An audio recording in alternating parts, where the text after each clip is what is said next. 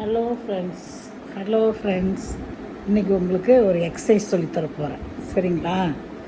என்னென்னா, டெய்லி காலையில் எழுந்திரிச்சோடனே அந்த எக்ஸசைஸ் பண்ணிங்கன்னா ஹார்ட்டுக்கு நல்லதுன்னு சொன்னாங்க. அதை நான் டெய்லி செய்வேன், உங்களுக்கு சொல்லித்தரேன்.